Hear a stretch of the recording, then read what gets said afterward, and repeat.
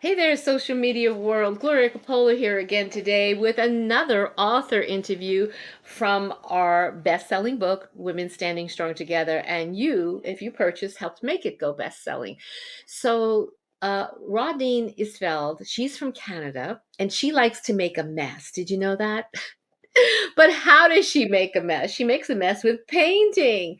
And she is a brilliant painter, an artist. Oh my gosh, I love watching her do her northern lights and all. But we're going to find out a little bit more about her artistry after we learn about how fear showed up for a cup of coffee one morning. So grab your favorite beverage and let's bring on this delightful woman who happens to be an English teacher and an artist. And she helps her students actually create stories. So it has been delightful working with her on hers. So let's welcome her. If you're on live, say hello. Hey there, Rodine. Hello, Gloria. How are Am I you? pronouncing your name correct? I always kind of play around with it. And I'm like, I, did I say it right today? I think Rodine. Yeah. Yeah, And your last name? Isfeld. Eastfeld. Okay, I apologize. I think I said it a little different. You know what? My name is just hilarious to try and pronounce. Both of them, first and last. So if it's close, I answer. Okay. I'm flexible like that. Well, thank you for taking some time this afternoon to be with the people that are live and the ones that come on the replay. And we did chat a little bit before, like, what's the direction to take with your story, which is called The Fear and the Art of Living. Now, how many people out there have experienced fear? Because we're going to get a conversation going on here, a real one, about fear, anxiety, and faith. So feel free to engage, ask questions, and tell us, if you've ever had some of these feelings. So, Rodine, I know that your story is very interesting. Claire says hello. Hi. Hi, Um, Claire. your story is very interesting in a lot of ways and came at a very apropos time in our world Yeah. because you discussed how fear showed up in your life during the pandemic. And I know a lot of people can relate to that. But you took a different approach. And we're going to talk about what you did, how you did it, because you had fear, right? You had anxiety, and you had some other emotions come up. So, what Absolutely. made you write about fear? Let's start there. Well, I've experienced lots in my life, and when I was first contemplating a story, you and I had chatted, and I just got the message that I needed to talk about this really what ends up being a beautiful relationship with fear. Stop So right there. How do you have a beautiful relationship with fear? Oh my God. it takes some time to get there. Let me tell you, because it's not easy, right? I When wouldn't fear think so. I wouldn't no, think so. when Because fear first fear comes up, usually stifles us, right? it does. Yeah, Did it stifle you? it absolutely did. In How? the beginning, um, and it was that early pandemic, and there was just fear all over. We were all bombarded with fear of dying, fear of getting sick, fear of losing jobs, as you've mentioned before, right? And it starts to I now look at it like this, like you start to grab these things and it's like you put them in your backpack, right? We gather up all of these emotions and or things we think will protect us and keep us safe, and we tuck it in our emotional backpack. And when I first realized that fear was taking over my life, um, I had to have a conversation with fear. And I realized when I did that, when I was still and just said, you can come out, right? Instead of pushing like we like to do, like we feel like we have to do. Um, I just invited him to come and talk to me. And it was just this, he was just this little crazy little ball who was just whoa, all over the place, I like right? the way you say, "Good morning, fear," joining me for coffee. I love that. It's one of my favorite beginning lines in there. So the thing is, some of us, experience, a lot of us experience fear. I looked at it differently. And that's why I'm really want to engage in this story with you today and help people out there. Because when I moved to a brand new state 2 days before all of this and a lockdown and didn't know anybody, I didn't really have fear. I had a lot of anxiety, okay? But I Yeah. didn't have fear. And I often wondered why in watching what was going on for several years. Yeah.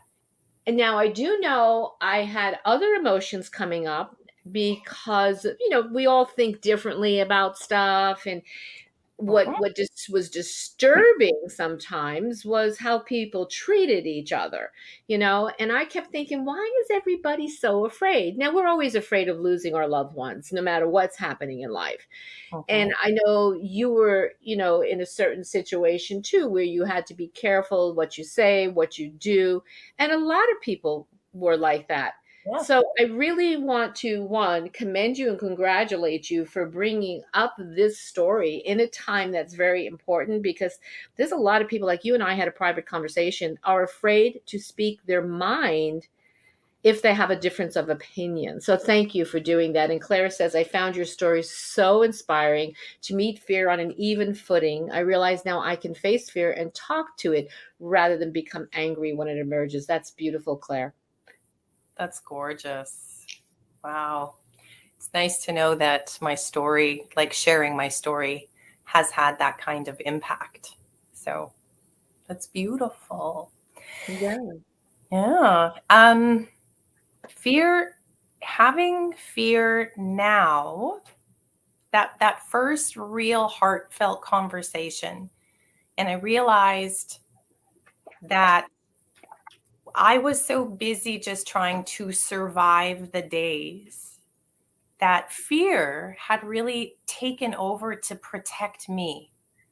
And I That, found that interesting how you put this in your story. yeah. Because I feel in observing things for the last couple of years, that's what I noticed. People felt it was protecting them on some Mhm. way if they did certain things the way that maybe they were either told to or felt they had to or just wanted to. Yeah. Yeah. And so I just lost my train of thought. Oh, I'm sorry. no, no, that's fine. Um, where was I? Shoot, because it was a good one. It'll come back. It'll come It'll back. come Maybe this will trigger it because you say back. in here, you were talking about fear protecting you, and anxiety scoffed and said, I'm just toughening her up. Yeah. Yeah. Fear was frenetic, right? Fear was just like that, and always trying to look around. But anxiety, when anxiety showed up, anxiety was there. He was there to toughen me up. And it was when he was in that space, man, I'll tell you, I was vomiting. I was hyperventilating, right? Getting dizzy. It was brutal. And that's how I wrote him, because that's how he was. He was like the nastiest bully you've ever come across. And you don't know what to do, right? So, yeah, he was a tough one to live with.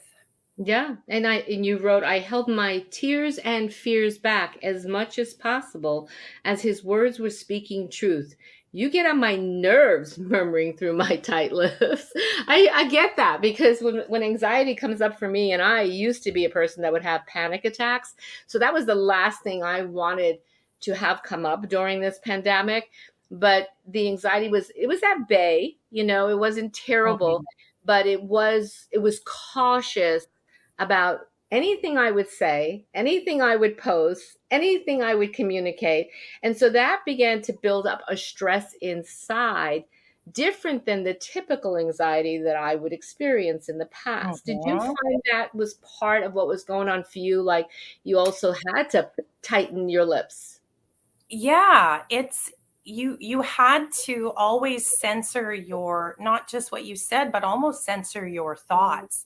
And you never knew what could be said or couldn't be said, because the goalposts were always changing Yeah. around communications. Yeah. And so here we all are at a time, when supporting each other and coming together and understanding each other should have been such a focal point to unite us all, and support each other. And it wasn't. It was Well, not. you actually write something in here that I just noticed as you were speaking. It says, I made a choice about his role in my life. And at that moment, I concluded we could be friends.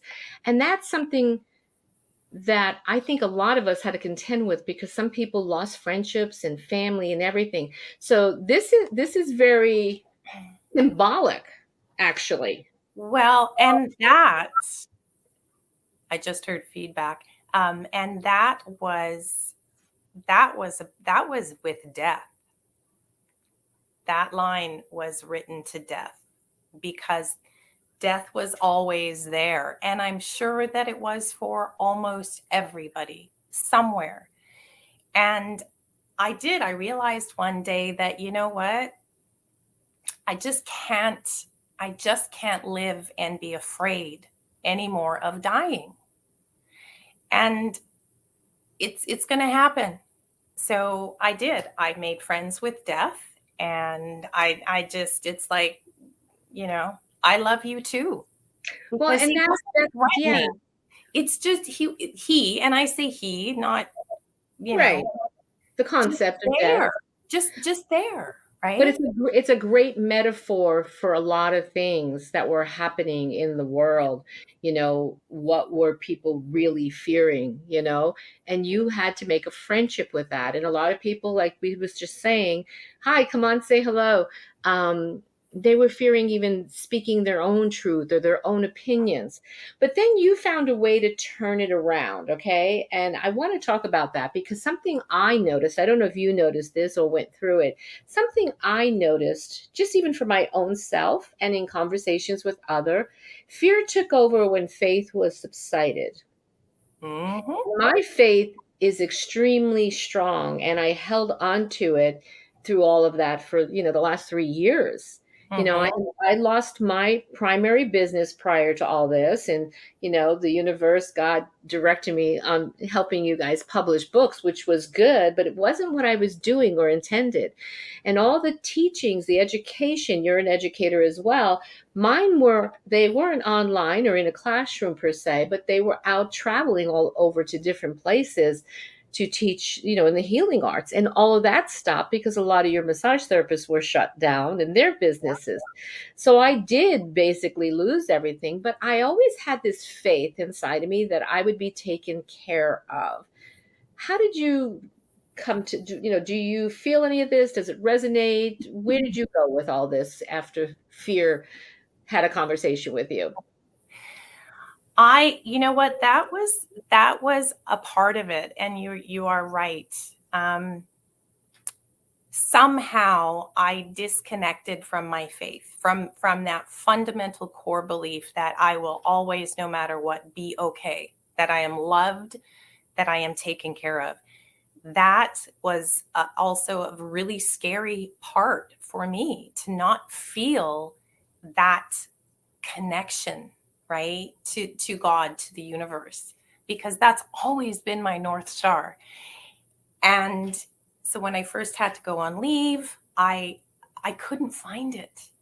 But Mm, as I started to love fear, and and just let him be and not react, anxiety disappeared. Death was like, well, hey, how are you? I'm like, I'm good. He's like, hey, see you later. um but when I started to open up to that, that was where the painting comes in. And that, when I first started painting again, and I was told, get your paints out, had to be oil paints, had to do Northern Lights. And when I prepped everything and got those brushes in my hand and started putting the paint on the canvas, everything was there again. I was reconnected. And And that's about the time I think that I started to find you on Facebook too, when you were sharing on your lives some of these really powerful, emotional, pieces of art with color and your northern lights and other mixtures of, when you were doing what is it, the flow art or something? Is that what you call yeah, it? You know, acrylic flow art. Yeah. yeah, I saw that as well as a conglomeration of all this craziness going on in empty spaces, meaning empty even inside of us, and then a burst of color, which can be, any of the emotions. So that's what caught my attention because I knew there was something behind that art. And then it began to transition some more. So tell us how art became your healer. I think it's any creativity. For me, it's painting. You have to be able to just let go and be. I'm an intuitive artist. I'm not formally trained. So what I do comes through me. So when you have a blank canvas or a blank page or whatever, that's also where you can bump right up against fear, right? And self judgment and all of that stuff. And when you finally take that breath and go, no, I'm going to be okay, it's going to be beautiful, and you just let it all flow, that's when the magic happens. Physiologically, I believe, spiritually, right? And absolutely creatively, right? It's just art, creativity for that, I just believe is incredible. And it saved my life. And it brought up another emotion for you. Oh, yeah. So you named, so those of you that are just jumping on or watching the replay, Rodine here in her story here, Fear and the Art of Living in Women Standing Strong, our newest best-selling book, she expresses her emotions as if they were people in her life, like anxiety and fear and so forth and death. But then this new character came in. Tell us about how that evolved and what it did for you.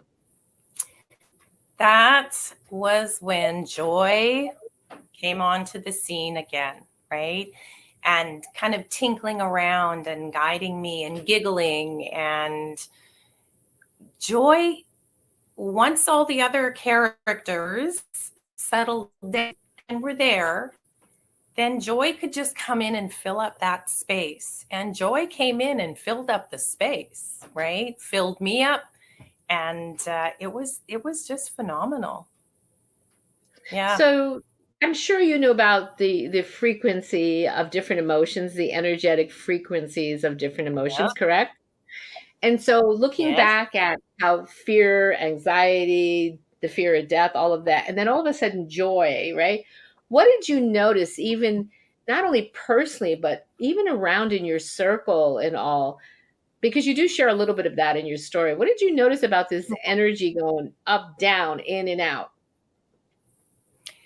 Um. Wow. Well, you didn't I mean, I noticed.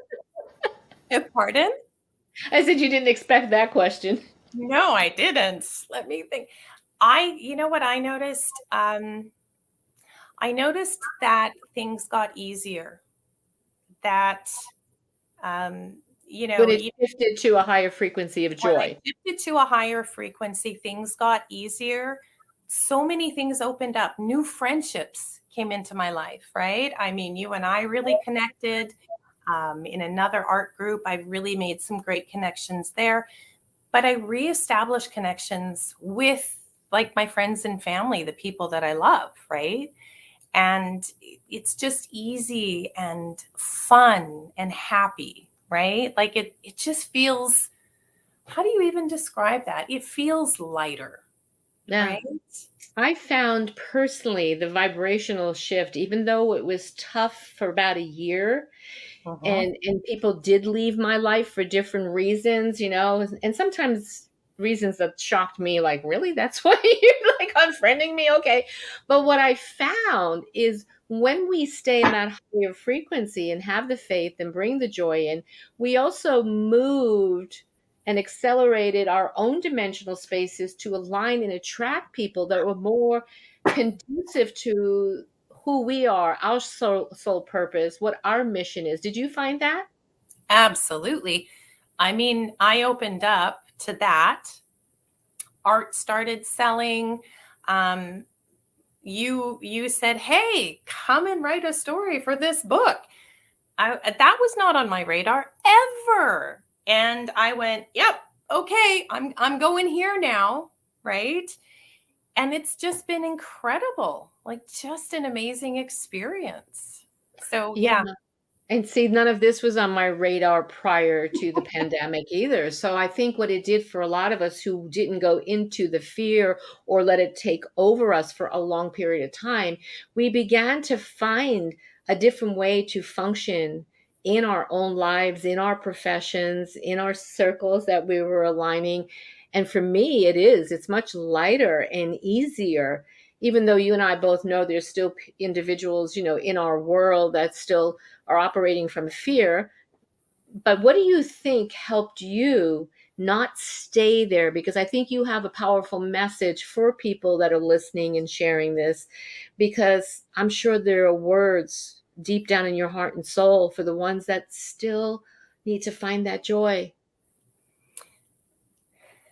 That it's such an individual journey, but for me, and this sounds really cliche, No, but go ahead. having to learn how to love fear and anxiety and death, I mean, those are those shadow parts of me. So when you can really love those parts of yourself that you don't think are worthy of love, are not deserving, you really are starting to love all of yourself. Mm-hmm. And that, like I said, it sounds cliche, but that is just the most powerful gift that we can Mm-hmm. give ourselves, because then we can also gift our love, like our genuine love, to those people around us and then out into the world, right? I know you have gone through a lot of things. Our viewers have gone through a lot of things. I have gone through a lot of things too. And I have to say, each time, Rodine, even beyond this, pandemic situation for the last 3 years, 20, 25, 30 years ago, whatever, every time I had to move through something, I realized there was a core, a deep, deep core within myself, and that was faith, but I didn't know it at the time I was moving through it. I actually had a vision. I know I didn't ever share this with you, but I actually had a vision way back when, that I saw a house crumble, and the house represents us. We were crumbling even these past few years, and I was looking. This was all a vision. I was looking down at the ground, and all the rubble was there, and then there was four bricks, which would be like a cornerstone for a building, right? That support it, right? Yeah. And I picked up one, and it had, I'm trying to remember the four different things it had on it. One was fear later on, and the fear was almost washed off. Like I couldn't even read the Yeah. word, it was all crumbled. And then there was hope, and there was something else. And then I realized each one of these bricks had a value system, a core value of mine. And when I picked up one and it happened to be the fear one, I'm like, this is not mine. And I threw it away. Away. And I knew that I had to replace it with something, and I had to discover what that was. But then in the center of not only our own beings, we have a spine. And for those that understand the energetic anatomy, it's where, energy is flowing up and down. But in a house, there is a core beam as well, right? And I realized, okay, I needed to understand what is that core that gets me through all of these times. And that all of a sudden, this beautiful light just began to spell the words out: faith. And Wow. having and knowing those core values for ourselves can help us get through this. And situations are going to knock us off a little bit, but when we realize some of those core values that put us in those places are not ours, they can be indoctrinations, they can come from, school, upbringing, the news, okay, all different places. If we can say, this is not my value, poof, and Yeah. find what is the strongest core value, our lives change. Yeah. Absolutely. Absolutely. And that's, I mean, that's also part of the stories we can end up telling ourselves too, or that, from from living our lives, we do get told things. So core value, like you said, may not be ours. We've inherited that core Mm, value, right? yeah. So to be able to look and say, okay, wait, is this really me? Like, do I really own this? Maybe I don't, and get rid of it. It's incredibly life changing. Yeah. Well, I'm glad that you had a coffee chat with fear and realized that really wasn't yours. What last inspiring words or message do you want to put out to the people that will be hearing this? It'll be on YouTube, it'll be on my podcast. So I'm sure people here will go and share this because it's an important message. What do you want to say now? You know,